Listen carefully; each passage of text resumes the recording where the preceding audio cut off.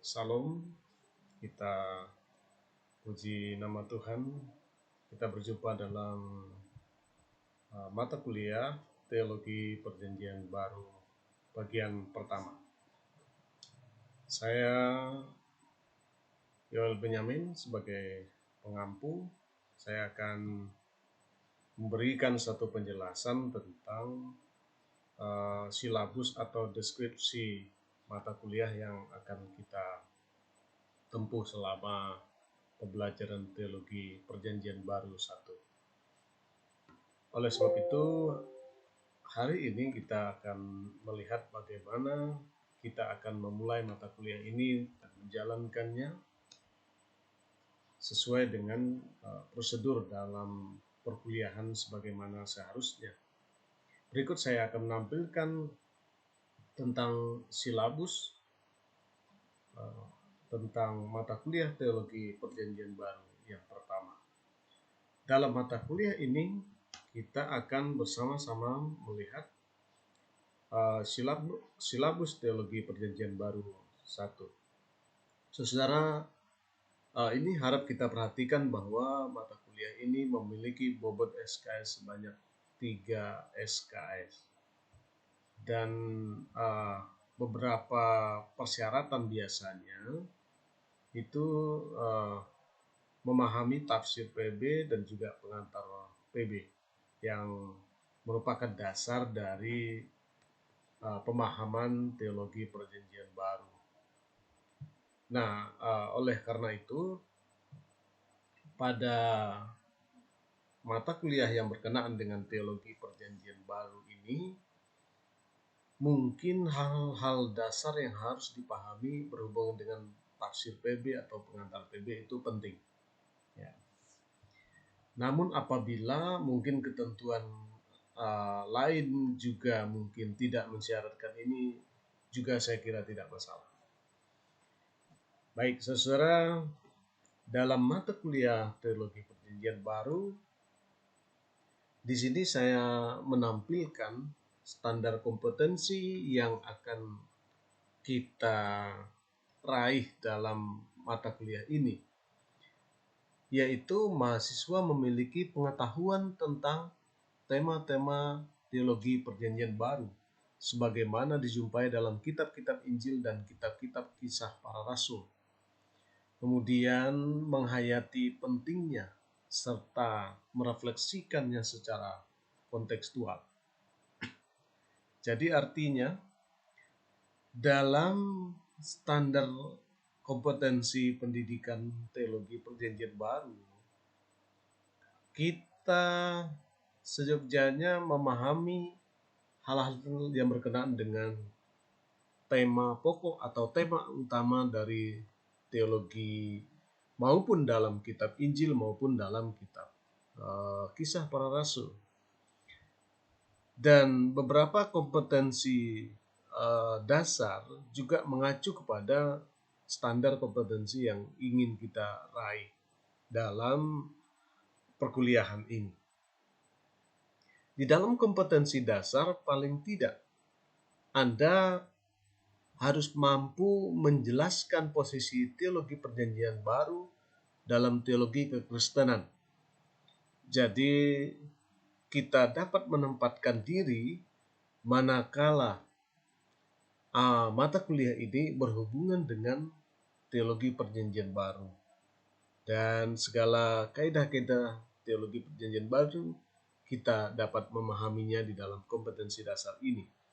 Kemudian yang kedua, menjelaskan konsep Injil sinoptik. Ya, jadi begini, konsep Injil sinoptik ini bisa mengacu kepada bagaimana cara seseorang mungkin melihat Injil sinoptik ini. Ada yang mengatakan Injil sinoptik itu adalah Injil doktrin. Oke, mungkin ada yang berpandangan begitu, ada yang berpikir bahwa Injil sinoptik ini adalah kaidah-kaidah yang tepat bagi kehidupan kita. Sedangkan jika kita melihat apa yang terjadi di dalam proses perjalanan Injil sinoptik, bahkan proses kehidupan Yesus sendiri di dalam Injil Sinoptik maupun para murid yang ada di sana. Kita memperhatikan Injil Sinoptik itu merupakan satu catatan sejarah, laporan sejarah tentang bagaimana Yesus berkarya, bagaimana Yesus mengangkat para rasul kemudian menempatkan mereka dalam pelayanan. Ya, saya sering mengatakan di dalam kelas-kelas teologi, ya, dalam semua program, saya katakan celaka jikalau kita menganggap bahwa Injil Sinoptik itu adalah satu pedoman doktrin. Ya, kita harus melihat bahwa Injil Sinoptik adalah firman Allah yang mencatat berbagai historis atau peristiwa-peristiwa rohani atau peristiwa tentang kedatangan Yesus. Jadi dalam hal ini kembali lagi kita melihat bahwa konsep tentang Injil Sinoptik itu seperti apa. Ya. Kemudian kompetensi dasar yang ketiga menjelaskan teologi sinoptik. Artinya kita akan melihat hal-hal apa saja yang terkandung dalam ajaran-ajaran sinoptik itu. Misalnya ajaran tentang mujizat, ajaran tentang bagaimana pelayanan, bagaimana menjelaskan perumpamaan di dalam Injil Sinoptik. Bahkan kita melihat di dalam Injil Sinoptik sendiri bahwa Yesus pernah mengajarkan kepada murid-murid supaya mereka pergi menginjil tanpa membawa bekal apapun. Itu yang mungkin sulit untuk kita jelaskan pada masa kini.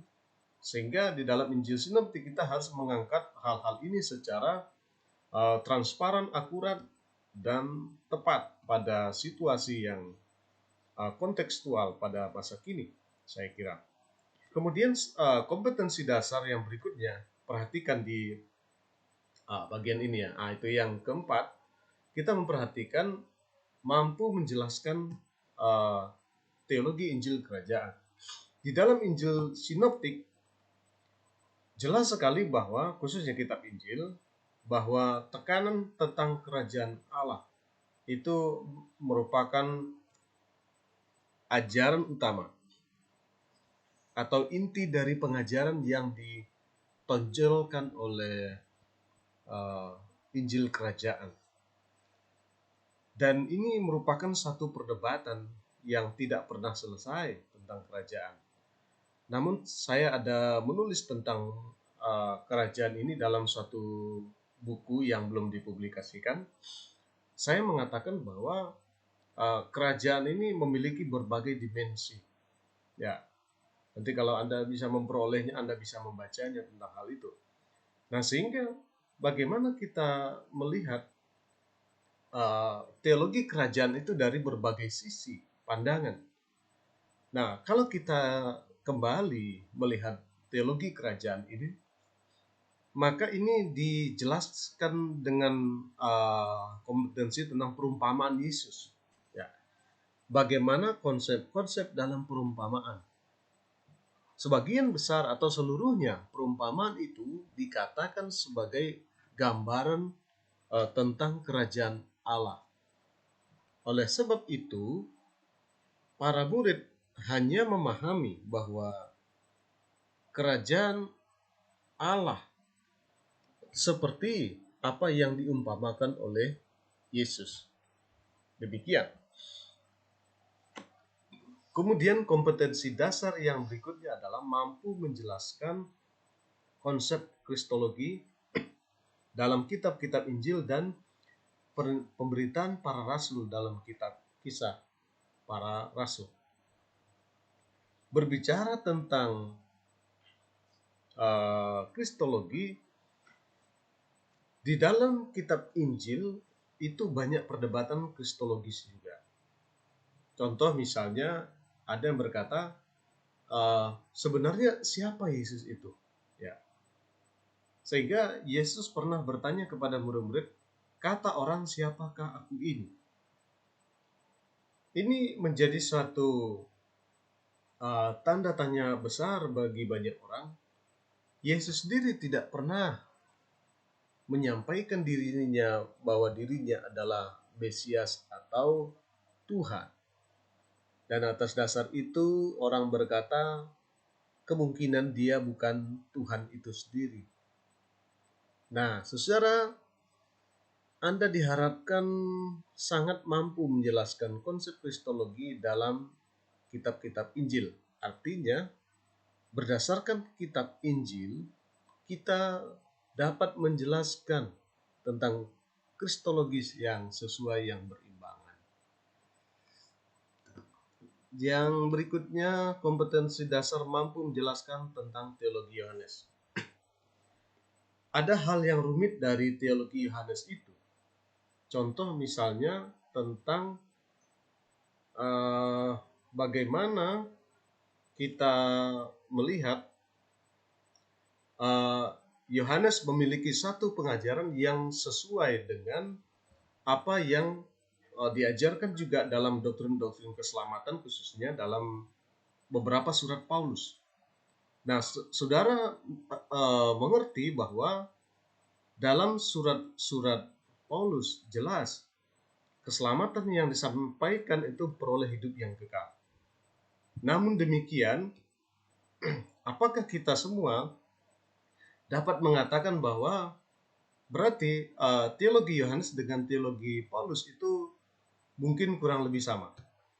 Nah, saya kira perlu kajian yang mendalam tentang semacam perbandingan paradigma antara teologi Paulus dan teologi Yohanes itu sendiri.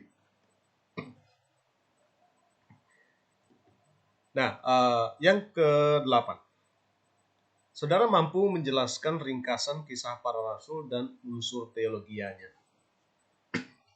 Kebanyakan orang tidak menyadari seperti apa yang dijabarkan oleh teologi dispensasional bahwa kisah rasul ini merupakan satu kitab transisi. Seperti yang saya katakan awal bahwa banyak orang mengatakan bahwa semua kitab itu adalah doktrin, termasuk sinoptik maupun kisah rasul. Di dalam kelas saya sering mengatakan bahwa kisah rasul merupakan satu transisi kepada kitab-kitab doktrin yang mendasari kehidupan iman Kristen pada dispensasi anugerah sekarang. Oleh sebab itu, bagi kita memahami kisah rasul pun hendaknya sama dengan pengertian-pengertian yang ada dalam Injil sinoptik. Kita memiliki satu intisari kisah rasul adalah sebagai kitab historis. Di situ kita melihat historis bagaimana gereja kerajaan dimulai, bagaimana pemberitaan Rasul Paulus yang diutus dari Antioquia, bukan dari Yerusalem. Bagaimana kita melihat pemberitaan Injil setidaknya dalam mungkin sepertiga bagian awal itu hanya terfokus kepada bangsa Yahudi saja.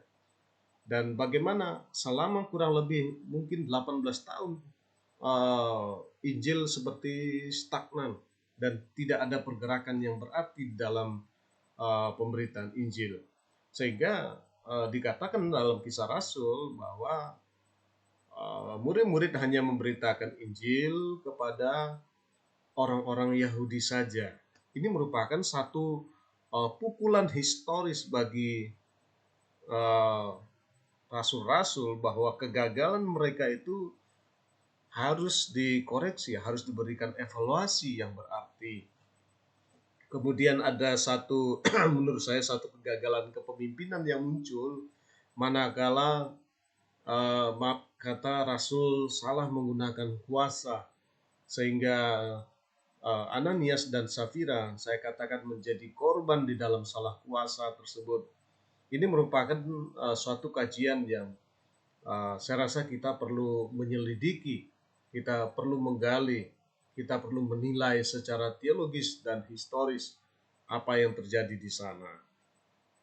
Nah, oleh sebab itu penting untuk kita dapat menjelaskan ringkasan teologis yang muncul di dalam kisah para rasul ini.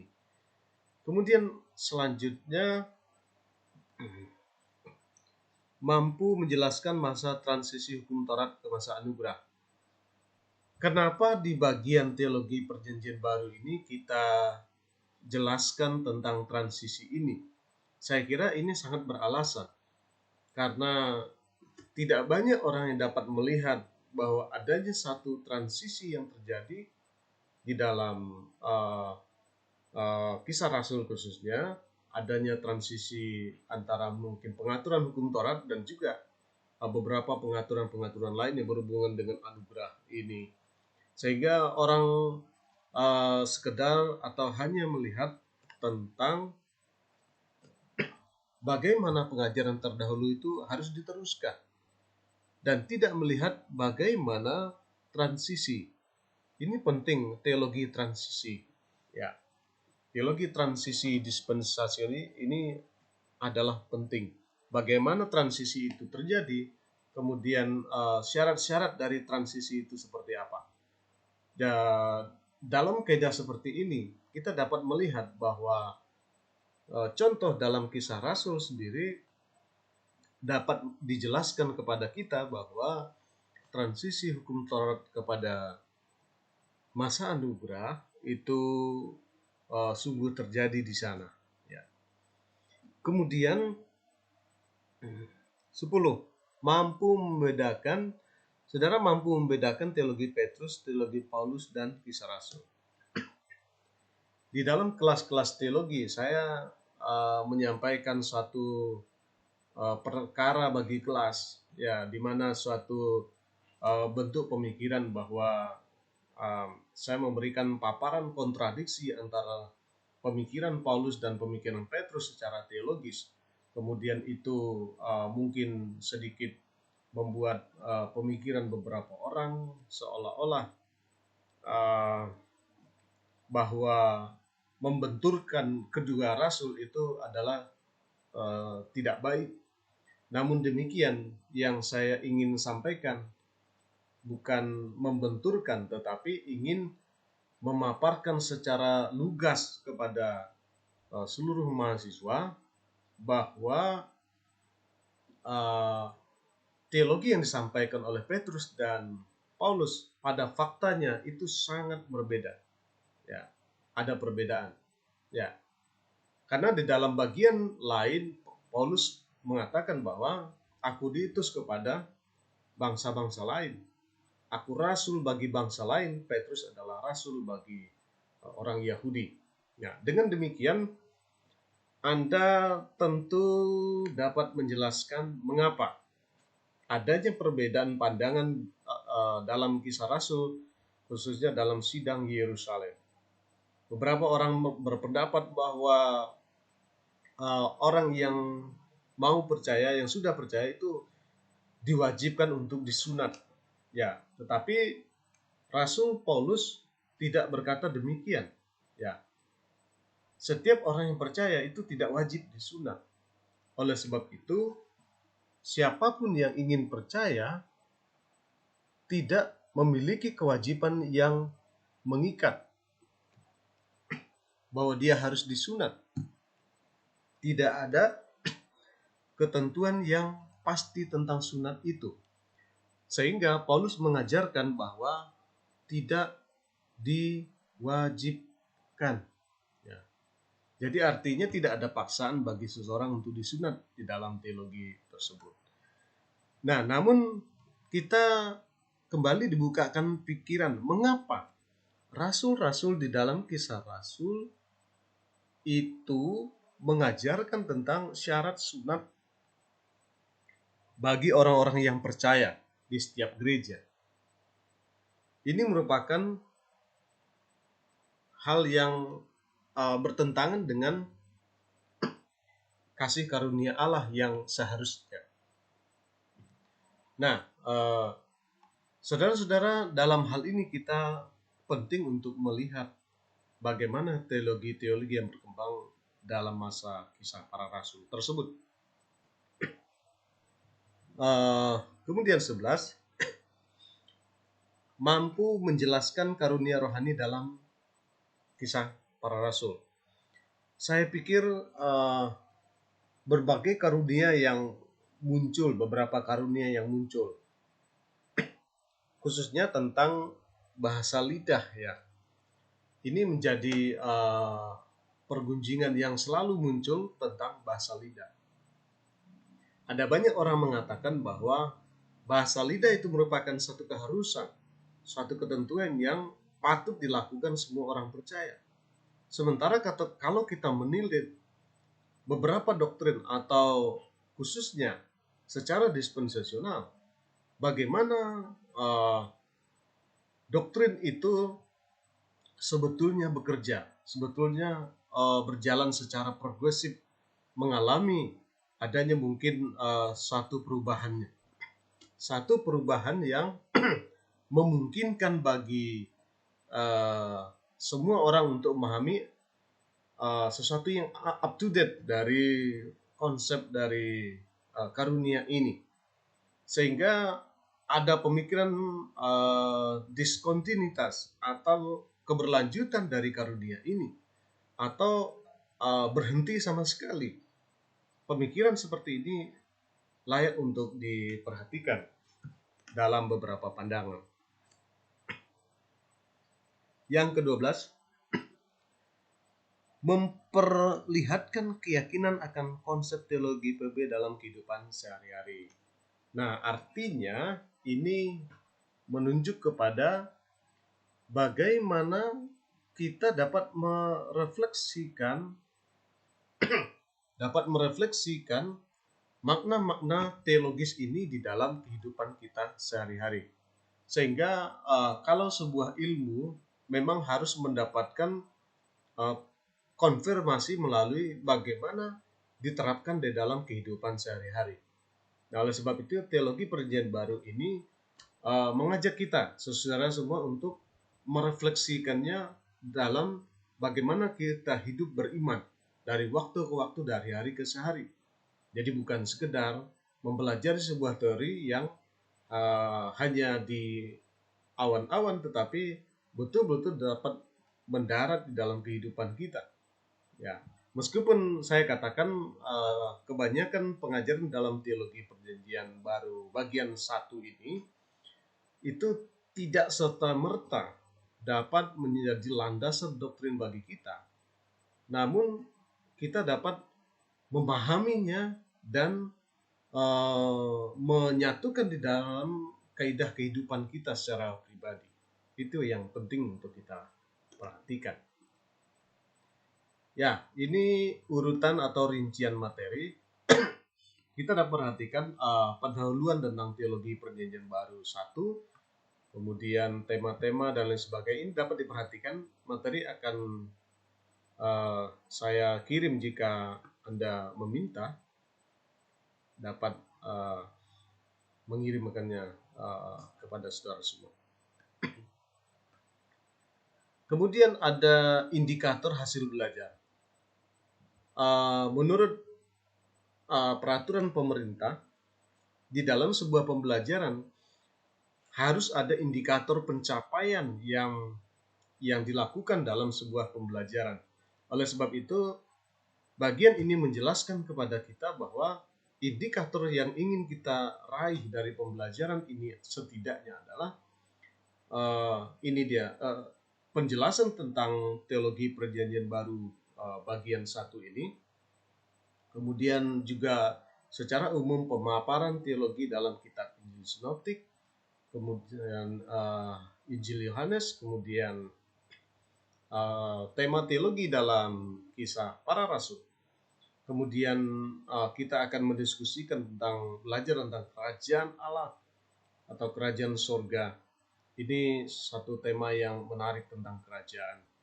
Kemudian tentang Injil-Injil dan Injil lainnya. Ada banyak muncul Injil-Injil pada abad pertama, kedua, ketiga sampai abad keempat sebelum akhirnya dilakukan kanonisasi oleh bapak-bapak gereja. Kemudian menjelaskan tema kristologi dalam teologi perjanjian baru 1. Kemudian menjelaskan pengajaran Injil kerajaan dalam perumpamaan. Ini banyak sekali tentang perumpamaan yang harus kita perhatikan tentang perumpamaan tersebut. Nah, mari kita perhatikan standar dari proses pembelajaran. Pendekatan kita secara kontekstual dan partisipatoris. Jadi artinya kita melihat konteks kekinian yang sekiranya dapat diterapkan di dalam teologi perjanjian baru ini. Kemudian kita juga mengharapkan adanya partisipasi di antara kita, baik melalui penugasan dan juga mungkin pertanyaan. Ya, nanti saya akan sampaikan email dan juga nomor WA saya yang bisa dikontak untuk itu. Kemudian pengalaman belajar, mahasiswa mendengarkan penjelasan, kemudian mahasiswa mengerjakan penugasan dalam teologi perjanjian baru. Saya kira mungkin dalam pertemuan-pertemuan akan mungkin saja saya menugaskan beberapa pekerjaan yang harus kita lakukan. Oleh sebab itu, ini juga menjadi suatu standar penilaian yang ingin saya terapkan di dalam penilaian mata kuliah teologi perjanjian baru ini. Kemudian hendaknya saudara dapat melakukan studi secara literatur, studi kepustakaan.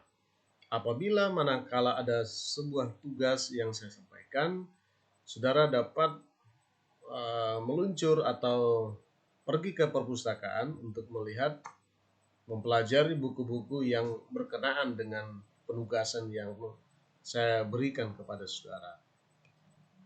Kemudian mahasiswa berpresentasi di bagian bawah itu, ya, bagian bawah ini. Nanti di slide paling bawah saya akan menjelaskan atau memberikan kepada saudara beberapa tugas untuk presentasi. Saudara cukup mempresentasikan melalui video yang dikirim di atau link yang dikirim ke WA saya atau ke email saya. Nanti saya akan membuka dan memperhatikan presentasi saudara. Oke, saya kira metode dalam perkuliahan ini ceramah umumnya secara konvensional itu ada diskusi kelompok atau penugasan seminar mahasiswa. Ya. Kemudian tugas saudara yaitu studi literatur, menulis makalah, membuat video presentasi. Ya, nanti akan saudara kerjakan. Standar penilaian, partisipasi kelas dan kehadiran itu 15%. Penugasan 35%, kemudian penulisan dan presentasi paper. Artinya saudara selain menulis paper yang dikirimkan ke email saya, saudara juga harus mengirimkan link presentasi video yang dikirimkan ke saya. Jadi saya akan menilai baik makalah yang Anda kerjakan serta juga video presentasi yang saudara kirimkan linknya ke saya untuk saya dapat mempelajarinya. Kemudian ada UTS dan UAS yang akan saya bagikan. UTS dan UAS ini saya akan kirimkan secara online. Saudara dapat mengisi UAS atau UTS ini mungkin melalui handphone saudara bisa, ya, nanti langsung diisi. Begitu Anda kirimkan ke saya akan langsung menerimanya. Dan mungkin kita atur waktu untuk ujian ini, baik UTS maupun UAS. Itu link soalnya akan dikirimkan, mungkin saja dalam 2 jam kita close link tersebut supaya quality dari ujian itu dapat dikendalikan. Nah, oleh sebab itu kita harap bisa berkomunikasi untuk mengirimkan soal tes tersebut. teknik melalui tertulis materi, kemudian ceramah dan tutorial yang kita sampaikan. Kemudian bentuk soal esai, tugas mandiri atau unjuk kerja. Saya tambahkan lagi mungkin dengan soal esai atau pilihan berganda yang nanti saya akan kirimkan secara online. Media yang digunakan adalah komputer, streaming video dan lain-lain yang mungkin bisa kita gunakan. Sumber belajar, ya belajar itu secara normatif itu bisa melalui keluarga, media elektronik, narasumber, lingkungan sosial, teman-teman di kampus secara offline, secara konvensional, kemudian di masyarakat, di komunitas kita belajar. Kemudian melalui literatur. Literatur ini saudara dapat perhatikan di perpustakaan saudara. Ini adalah pertemuan secara materi yang akan kita pelajari selama mata kuliah ini. Paling tidak satu materi saya akan memberikan satu live streaming atau video yang ingin saya sampaikan. Ya. Kalau mungkin berkenan kita bisa menggunakan media lain seperti Zoom dan lain sebagainya. Ini pertemuan pertama yang berhubungan dengan silabus dan penjelasan mata kuliah. Pada hari ini adalah penjelasan silabus dan mata kuliah Teologi Perjanjian Baru 1. Kemudian pendahuluan teologi PB, kemudian posisi teologi PB, kemudian tema teologi utama Injil Matius, kemudian teologi utama Injil Markus. Nanti kita akan sampaikan pertemuan demi pertemuan berikutnya. Dan ini dapat saudara perhatikan penjelasan tentang kerajaan Allah, Kristus, kemudian bagaimana perumpamaan itu dijabarkan, kemudian masa transisi yang berkembang, kemudian pemberitaan Petrus dan rasul-rasul lain di dalam Kisah Rasul khususnya, maupun mungkin beberapa Injil sinoptik yang bisa kita perhatikan. Kemudian pemberitaan Paulus dan permulaan gereja tubuh Kristus, ini juga penting untuk kita lihat bagaimana Paulus merupakan perintis dari gereja tubuh Kristus tersebut.